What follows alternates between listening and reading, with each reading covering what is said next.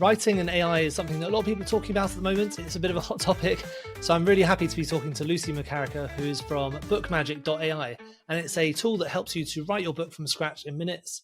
Rather than just taking ages and ages to write it yourself, you can use AI to help you with certain aspects of it.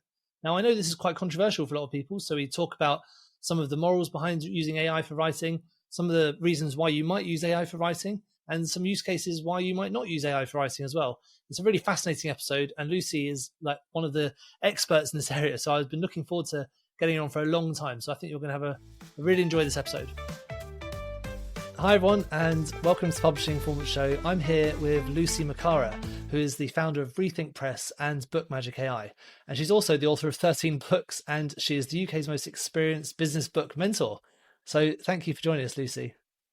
Oh, thank you for inviting me. It's great to be here.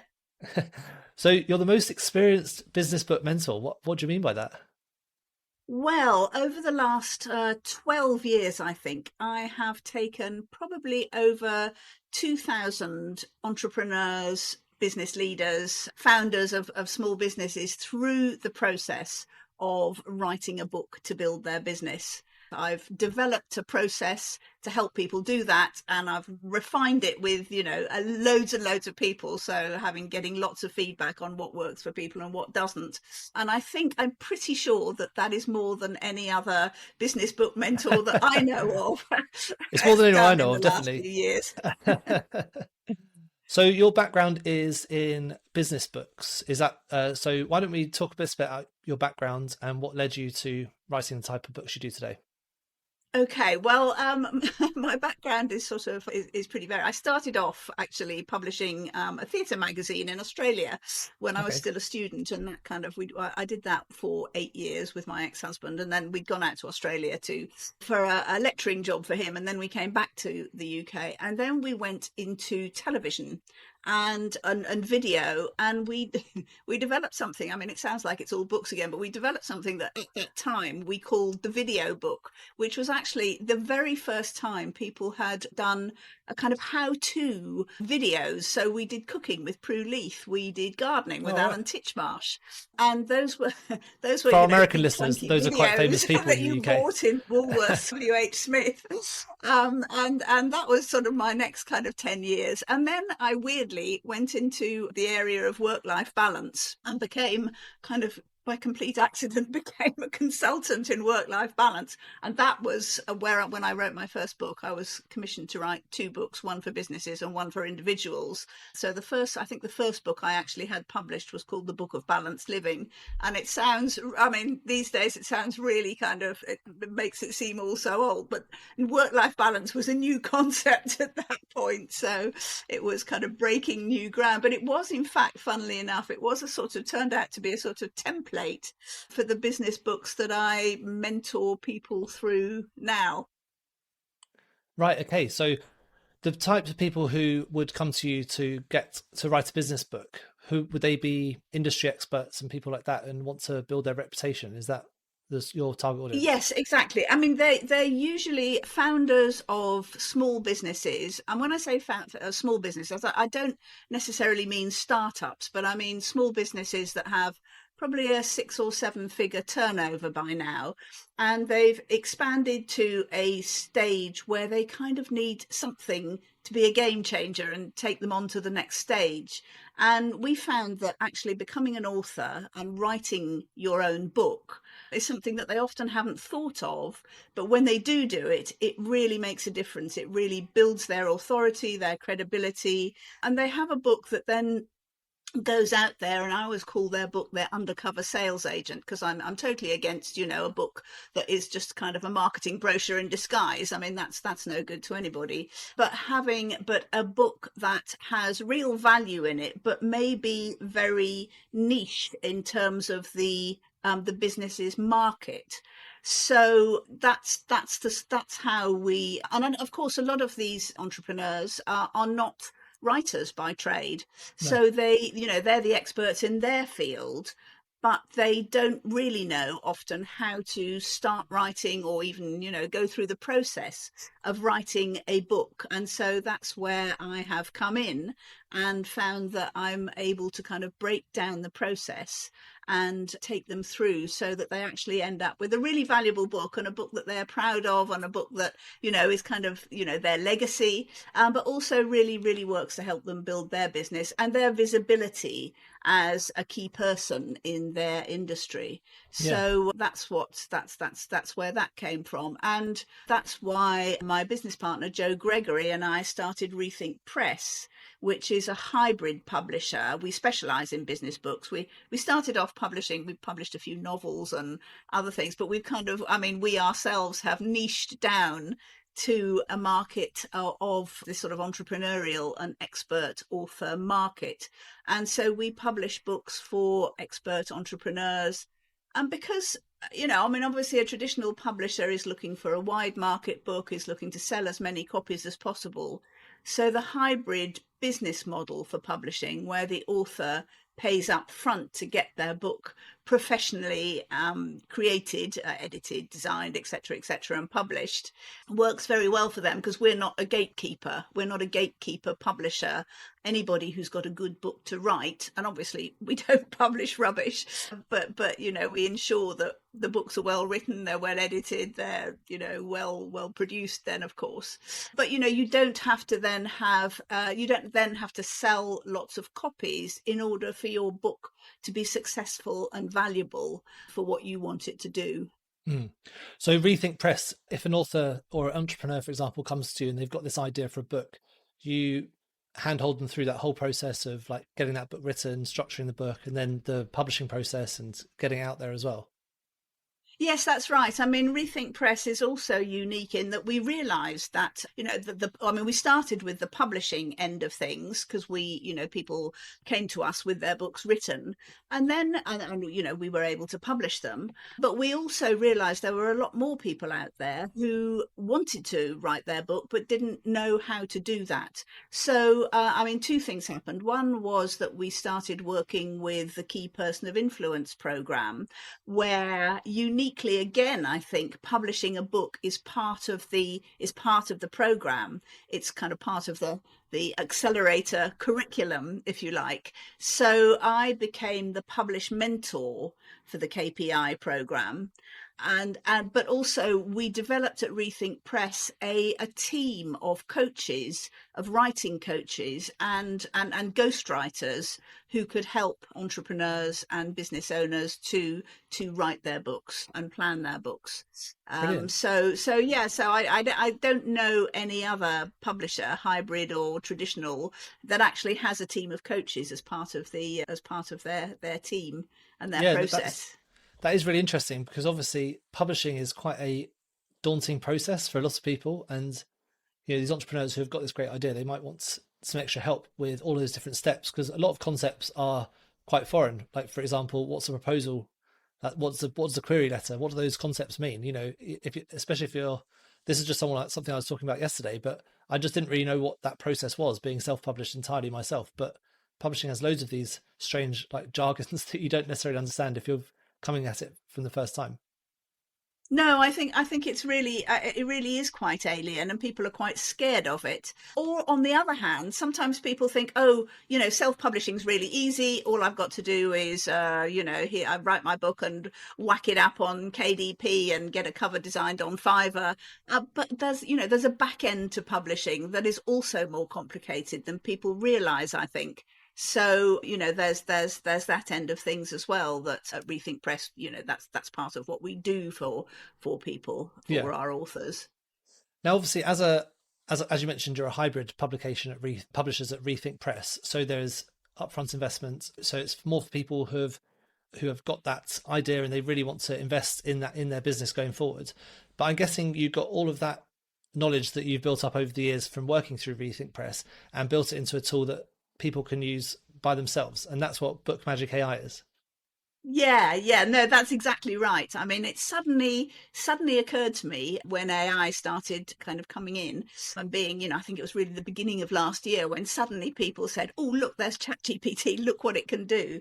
And it suddenly occurred to me that actually you could create something really user friendly and helpful to people writing their books, but not with the AI actually doing the writing, because, well, I think there's numerous reasons why that's not a good idea, but it can do some really helpful things. So we teamed up with a fantastic app designer called Jonathan Farrar, and he was actually wanting to write his own book. So he was kind of invested in the idea of He made it for creating himself. an app that would, yes, that would help him as well as other people. And it's turned out to be a brilliant partnership, because he totally gets the process. And I think perhaps, I mean, one of the most important things, I think, is that people often think that writing a book is a sort of big amorphous project that you kind of go away. You know, the writer is the creative who has to get in flow and go and sit in their lonely garret scribbling or tapping away. And, you know, there's no kind of structure to it. And actually what I've found over the years is the most important thing in a way is to break it down into discrete stages, so that you never get overwhelmed. Because I think one of the reasons people don't start is because it's overwhelming and they don't know how to. But then a lot of people start their book and kind of get a few chapters in and then like, oh, it's all gone crazy. This is chaotic. I don't know where to go next. And actually, if you break every single bit down, from positioning your book to your ideal market to planning your book in detail before you start writing, and then writing in distinct kind of phases. So, you know, writing your first draft first without doing any editing, and then going back to edit, and then sharing it with a few beta readers, and then doing a final edit. That's our sort of our writing stages. It just helps people keep on track. And in the app, with AI support and suggestions and ideas and planning, and also having a schedule as well, and reminders, and the word count there all the time, it just kind of keeps people on track. And that's how it works so well. And I'm sorry to say, I think the app actually does it better than I do in person. I'm sure that's not true, but so BookMagic basically takes someone who's got a book idea, it walks them through step by step exactly how to get a book written, how to get it published, and also the AI helps them with writing some of the words, or is it more about the structure? Maybe you could. It can. What we've done in BookMagic is we've enabled people to ask the AI. So what we do is we get them to create their ideal reader avatar. And by telling, you know, the app a lot of, you know, it asks a lot of questions. So there's a lot of information going in there. And then in the writing process, you can actually ask the AI, what should I say about this subject? What have I missed? What do you, as my ideal reader, what do you want to hear about this subject? So it gives lots of ideas, and you can ask it to give a summary or a kind of a run through of a particular subject, but we don't allow you to copy and paste it into your actual manuscript, because Right, okay. I think certainly at this point, and I suspect going forward, I think it's just too dangerous to well, for a start, I mean, most publishers will not publish AI generated content. No, I and mean, we Amazon does won't. actually ask you if you've And written a Amazon book with asks AI as as they well, upload. yes, and you have to. But also, I mean, I just think at the moment there is too much danger of potentially breaching other people's copyright. We really don't know where it's coming from. You have to check the AI content so carefully because of its hallucinations and its inventions, and you don't know where it's getting stuff from. It doesn't. I mean, most of it. I mean, some of them are better than others at referencing, Yeah, but sometimes you don't know where it's taken stuff from, or whether it's actually come from another source. So anyway, our whole kind of attitude is you need to write the book yourself. Use AI to help you research and plan and get ideas, but actually write the book yourself. Because in fact, the kinds of books that we are helping people write and publish are books about their own process, about what they do and why they do it, their own experience, their expertise, case studies with, you know, their real clients. So that's the stuff that AI can't get to. They have yeah, to get that out of their head themselves. And it doesn't matter if it's not perfectly written, because that's what professional editors are for. yeah, And at this point, I still think, you know, human editors are better than AI editors. yeah, So definitely. that's our sort of stance in BookMagic. So if I say I came to BookMagic and I've got an idea for a book, what would be my first step? What would be the first tool I'd use?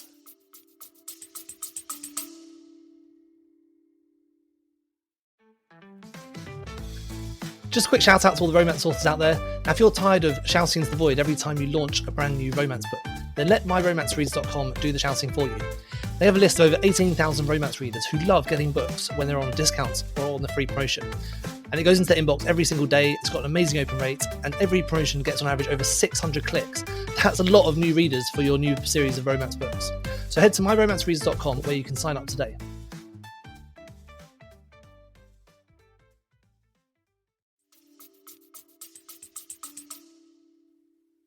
Okay, so the first tool you use might be something that seems a bit tangential.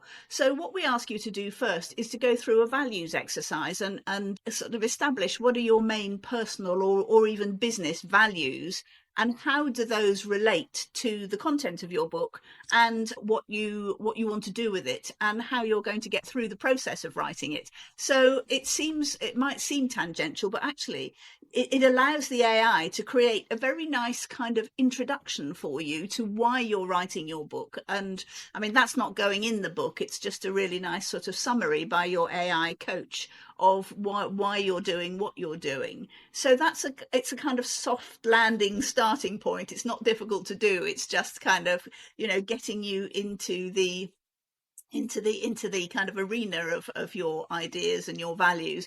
And then we get into the positioning. I mean, the first real kind of solid book work is where you position your ideal client. You kind of you answer all the questions about who they are in terms of maybe demographics or roles in business or what kind of area of business. I mean, you might be writing a B2B book or you might be writing a B2C book, but just getting that very, very clear.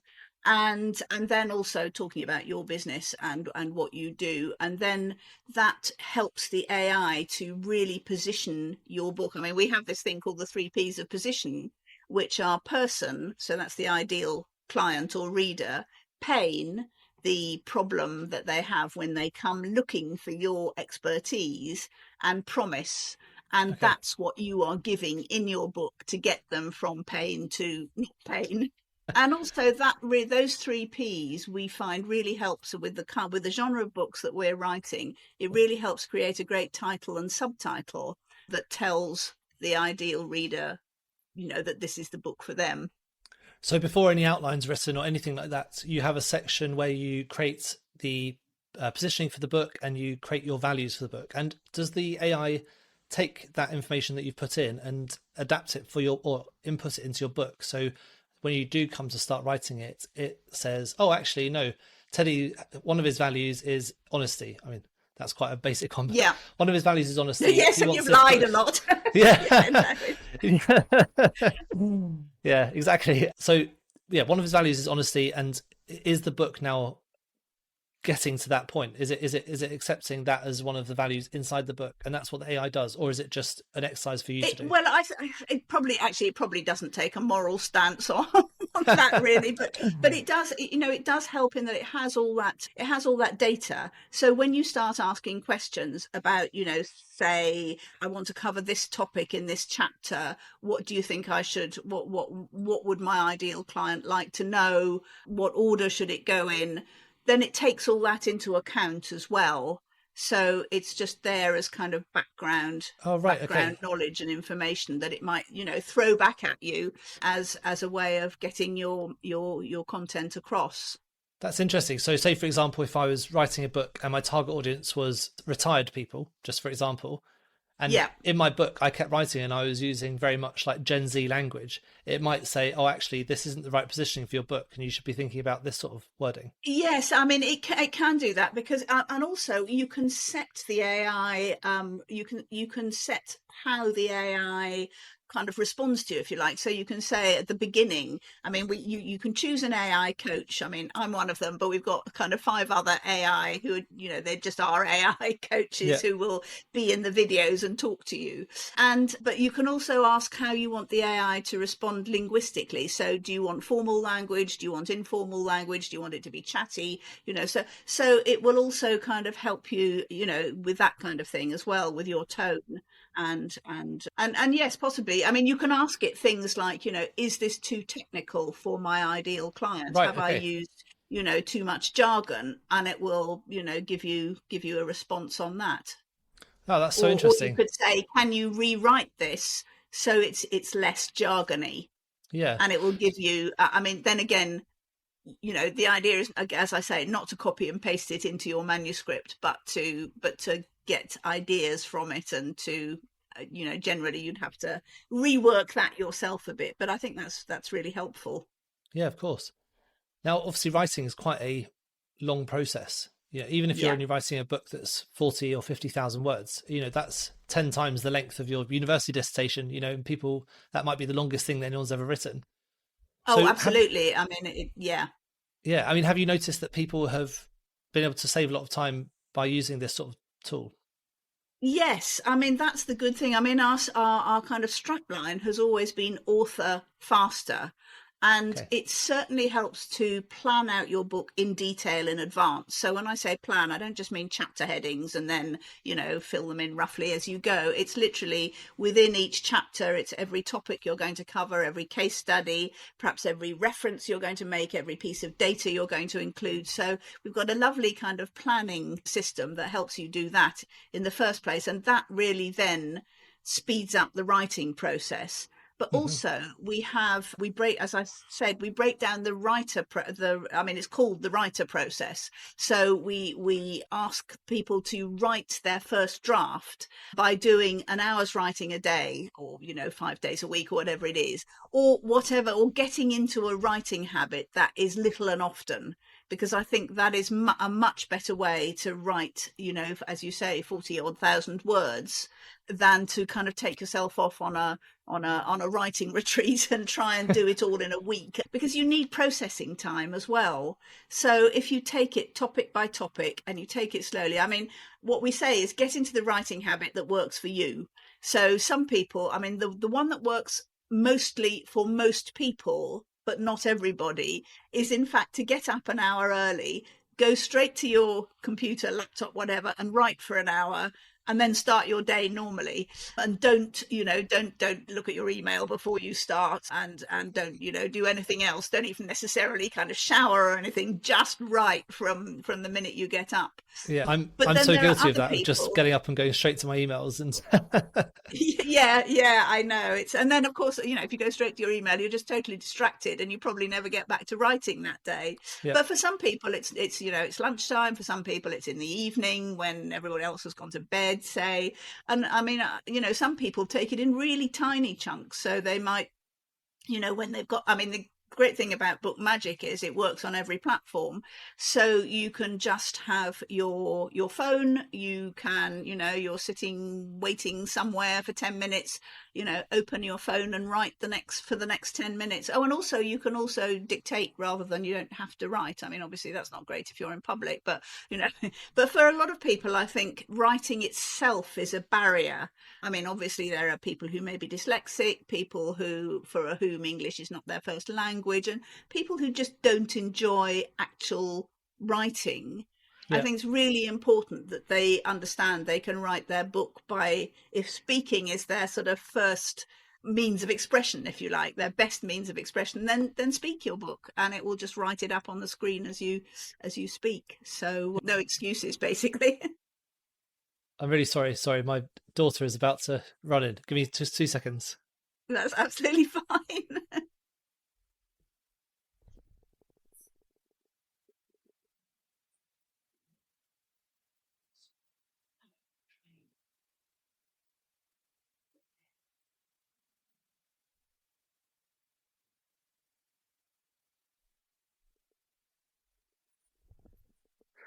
I'm sorry. I've got a No, two-year-old no, and she that's is very completely difficult. Yeah. Where were we? Sorry. Great. So that's really interesting about the organizing your time and just making sure you are being more efficient with the time you have. Now, if I was a entrepreneur or business owner, or I've got an idea, I want to write a business book, but maybe I don't have too much of an idea of exactly what my book's going to be just yet.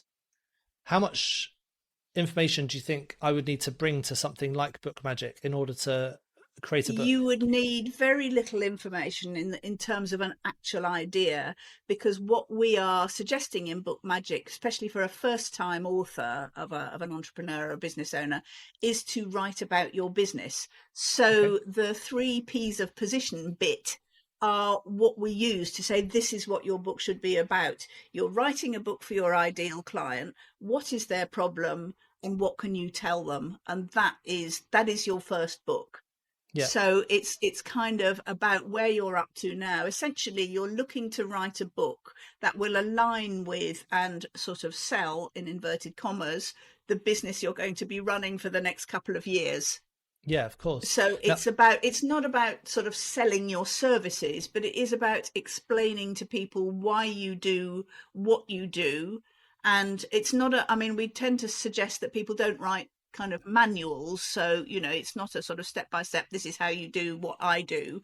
It's about giving them the reasons why they should do it like that, how you do it. I think what's really important is to put lots of case studies in so that an ideal kind of reader thinks, oh yeah, that's the position I'm in. That's the problem I've got. I can see what they're doing in real life. I need to go back to that person and get them to help me. And yeah, that's kind of the underlying sort of point of writing this kind of book. yeah, of course. Now, obviously, as we had, I think 2,000 books you mentioned of people you've worked with. Now, most of these are business books, obviously. So that positioning part, have you got any tips for how business owners can come up with that positioning for their books?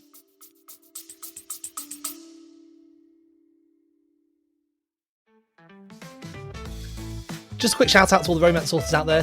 Now, if you're tired of shouting into the void every time you launch a brand new romance book, then let myromancereaders.com do the shouting for you. They have a list of over 18,000 romance readers who love getting books when they're on discounts or on the free promotion. And it goes into their inbox every single day. It's got an amazing open rate, and every promotion gets on average over 600 clicks. That's a lot of new readers for your new series of romance books. So head to myromancereaders.com where you can sign up today.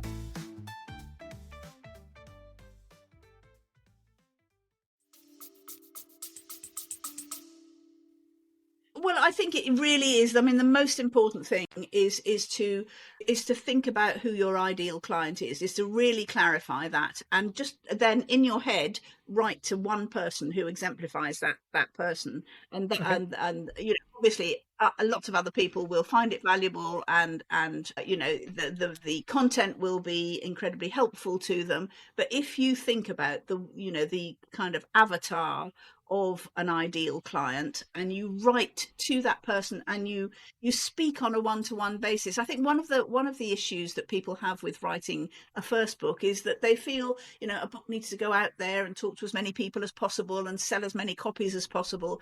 But if you think about it, every single instance of somebody reading your book is a one-to-one interaction.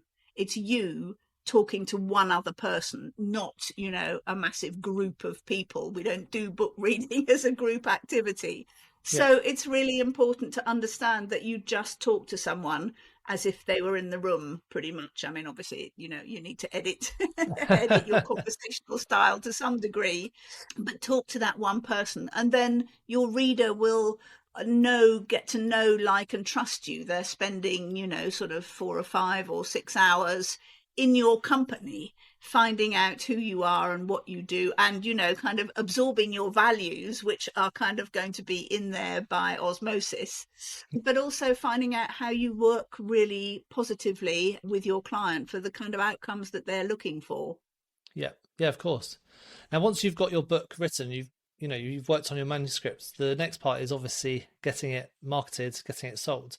Now, I know BookMagic does work with your covers as well and some of that marketing point. So how does that exactly work? Does the AI just read your manuscripts and think, okay, here's some good ideas for some book covers?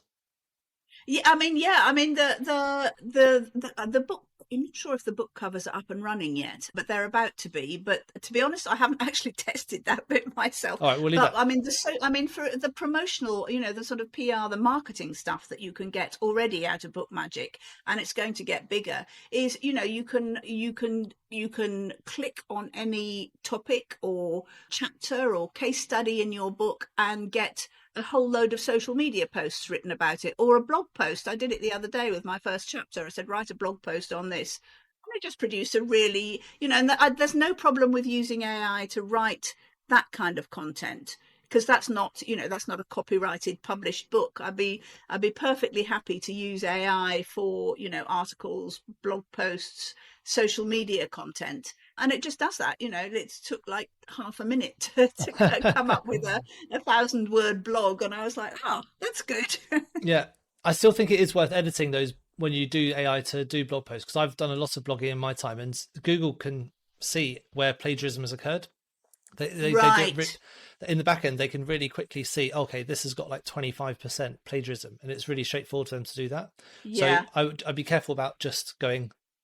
I mean, I'd never recommend people just get AI and just put it straight anywhere, because it, No, as you no, no, mentioned, no. I completely agree with you on that. I mean, I would always want to. I mean, it's going to have probably used the word elevate about 6 times. That it has various yeah, kind of delve. stylistic ticks that you don't want to have. But the other thing is that it's taking the content exclusively from your book. Yeah, It's not going so it's to slightly be different. Yeah, plagiarizing anybody else. It is yeah, you're right. just taking your book content and writing. Although you never know. You're right. I mean, you definitely need to check it Yeah, anyway and make sure that it is, saying the right things and it hasn't inadvertently included something that shouldn't be there. And yeah. and certainly stylistically, it's never exactly you. Yes, you always have these articles that start with "Let's delve into the world of X, Y, Z," and Yes, you think, yes, okay, delving is a big yeah, AI thing. Delving, elevating. yeah. Sam Altman's That's written a that bit. yeah. Now, we have touched on it a bit briefly, but with the AI doing the writing, do you have any concerns about that writing being? Let me just rephrase that. Now, we've touched on it just recently about using AI to do your writing. Do you have any advice for people who are maybe hesitant about having AI in their books? Because obviously, people think a book is got to be written by them and it's an expression of exactly what they want to say. A lot of people might have some hesitations about using AI for their book. So, what would you Yes, say I to those mean people? we absolutely in BookMagic or as publishers with Rethink Press, we absolutely do not suggest that you use AI generated content in your book. I mean, as publishers with Rethink Press, our publishing contract says that the author warrants that there is no AI generated content in the book, and if when we're editing we find it, we take it back to the author and say, you need to rewrite this in your own words because it's Mm-hmm. just too dangerous. Basically, we just don't know, what copyright issues are going to come up later.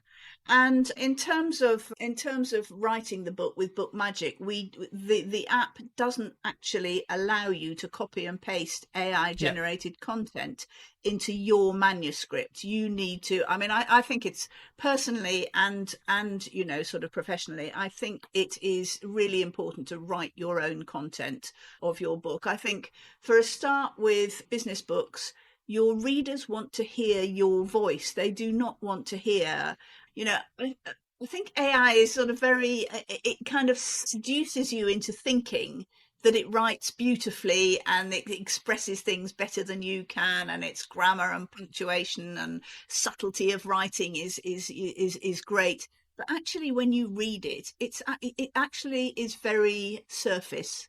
It's not. It doesn't go into depth. It doesn't sound like a real person. And even if your reader is kind of unaware of AI, perhaps, or isn't kind of trying to make a distinction between whether you wrote it or whether AI did, I think they'll get kind of alienated by it, and it just isn't the way. I mean, I personally think writing is an expression of thought, and you need to express your thoughts in your way, and that's how your book will represent you and will make you the expert, the authority in your field, because it's how you think about it. It's how you've experienced life, business, clients, whatever. yeah, brilliant. And so I think even if people feel are unsure about their ability to write, it is still going to be better with the help of an editor later on than handing it over to AI and thinking AI can do it better. I really, really do not believe it can. And not Yeah. yet. Maybe at some point AI will get in your head and be able to interpret your thought processes. But at the moment, it definitely can't do that. Yeah. It would just be called intelligence then, rather than artificial intelligence, wouldn't Yeah, exactly. it? Nothing artificial about it. the So once you've got your book written, obviously that is the first step. Now the next part is guessing is that distribution. Now I know the main point of Book A Magic is to get the book written in the first place, but what would an author do with it once they've got it written? Is Amazon the main place where you try and get and sell it, or is it somewhere else? Well, it depends. I mean, our authors, I suppose, like any other author, have basically three options for getting published. I mean, there's obviously a traditional publisher, which is unusual for an entrepreneur author to be able to attract a traditional publisher, because they just usually have, the market is too niche and the content is too specific. Although some of our sort of the people I've coached and mentored through writing have gone on to get very successful traditional publishing contracts, and that's great. But that's then it's all taken care of. They don't have to worry about that distribution. At the other end of the scale, of course, there is DIY self-publishing, which a lot of people choose to do. I mean, I think that has its problems in as much as it's more complicated than people think, and in a way DIY self-publishing is a misnomer, because you cannot do it yourself. You actually have to have professionals. You have to have a professional copy editor. I mean, never send a book to publication without proper copy editing. You need, I think, a professional cover designer in your genre. That's not just finding somebody on Fiverr who says, yeah, I can whack up a cover design for you. As you know very well, there's, the difference between professional cover design and, and a kind of amateur graphic designer. Then, of course, you're going to need decent type design and typesetting. You really need a proofreader of the typeset. When that's done, you're going to need somebody to convert your book to your manuscript to ebook format. And then there is the whole, as you say, the whole distribution end of it. So if you're self-publishing, you will be able to get your book up on Amazon, and there are other kind of online distribution platforms that will be available. Self-publishing is slightly more restricted than going with say professional publisher, whether that's traditional or hybrid, because a publisher will have accounts with a wider selection of distributors. There's different levels of getting books into bookshops themselves, physical bookshops, which again really only works properly for broad niche, for broad market books. I think if you've got a very niche book, you can't, it's difficult to get booksellers to actually buy your book and put them on the shelves, because they're probably only going to sell one copy in however long. And it's not in anybody's interest. And also it costs the author or the publisher money, because you've got to do upfront printing, and then if you don't sell them, you've potentially lost money on that. Yeah, definitely. And then there's hybrid publishing, which we like to think of as the Goldilocks solution between traditional and DIY publishing, where Rethink Press is a publisher. We are a professional publisher, and we do exactly what a traditional publisher would do. It's just that the business model is different, and the author pays for the production of their book, but then they end up with a publisher who does all the distribution and is there for them after publication. So I think it's it's horses for courses, really. Yeah, I think there's lots of different options. I mean, self-publishing through Amazon, you're right. There can be a lot of work to it. It can be straightforward, I think, but you're not guaranteed anything. You could have a book which ends up not selling.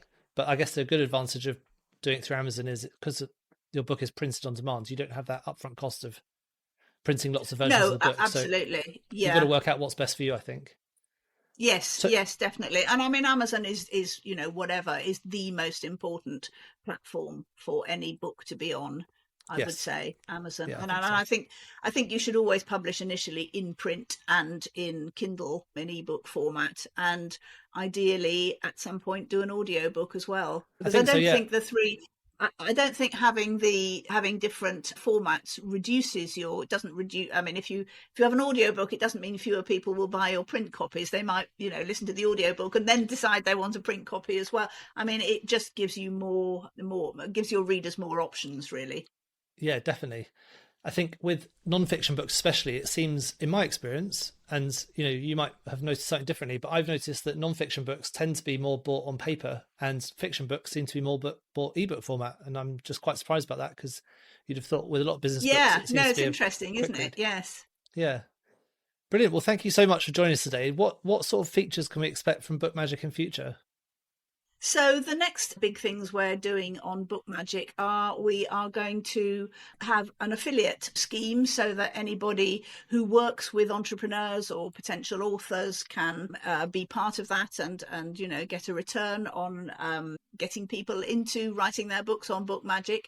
And then next year, we're going to make it an end-to-end process so that you can not only write your book on BookMagic, but it will take you through the self-publishing and go through to your manuscript can get edited, roughly edited probably, and typeset and cover design and go up on KDP all through the BookMagic app. So it will be, write and publish your book with BookMagic, which is exciting.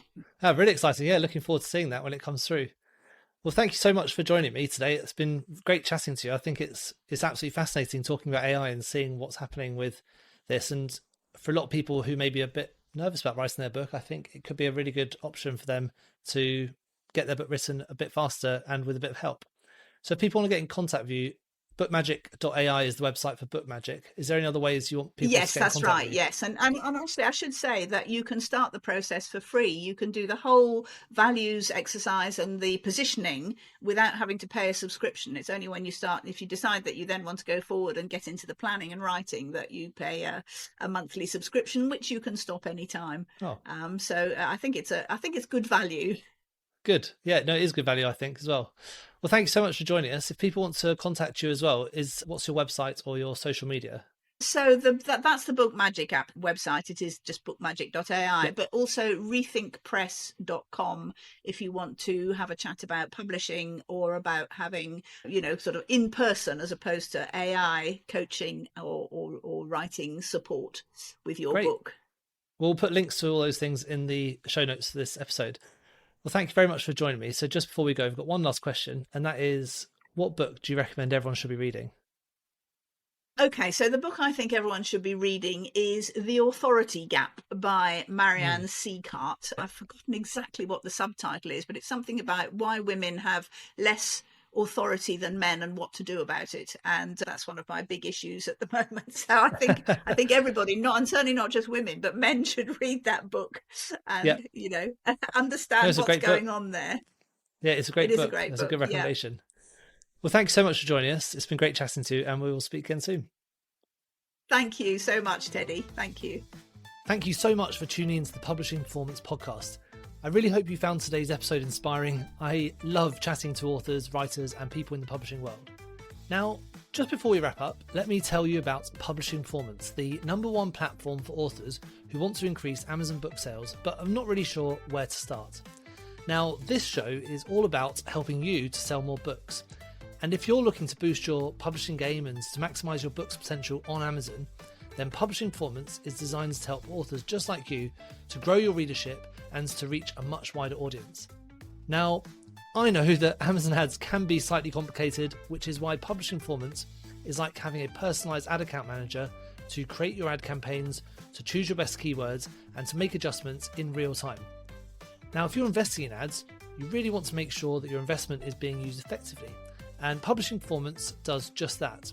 It aims to make your budget go further, improve your organic rank, and target keywords more effectively. Just go to publishingperformance.com to get started with Amazon ads for just $1.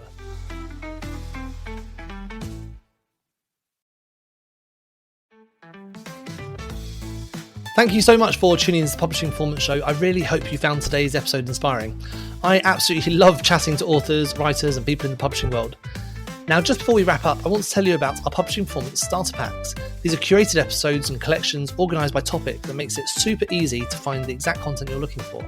So whether you're wanting to deep dive into marketing strategies, explore productivity techniques, or focus on any specific area of publishing, we've organised our episodes into targeted playlists just for you.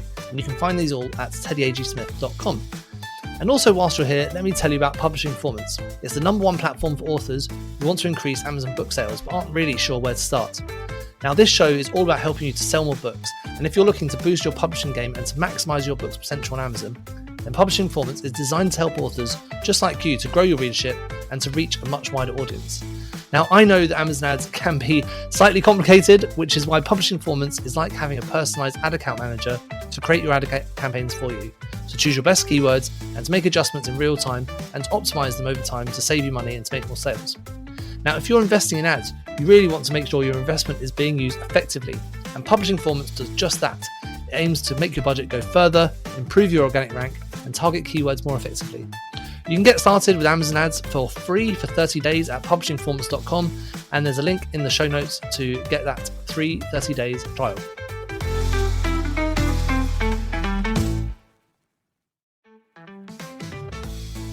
Thank you so much for tuning into the Publishing Performance Show. I really hope you found today's episode inspiring.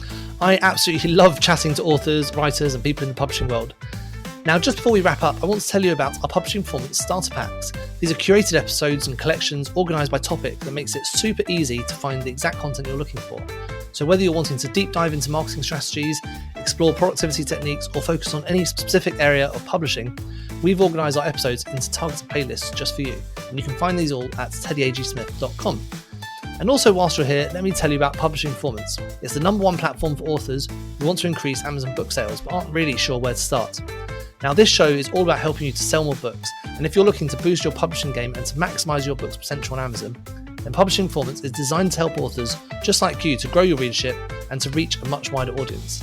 Now, I know that Amazon ads can be slightly complicated, which is why Publishing Performance is like having a personalised ad account manager to create your ad campaigns for you, to choose your best keywords and to make adjustments in real time and to optimise them over time to save you money and to make more sales.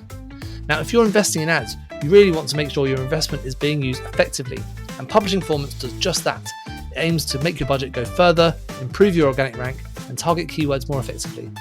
You can get started with Amazon ads for free for 30 days at publishingperformance.com, and there's a link in the show notes to get that free 30 days trial.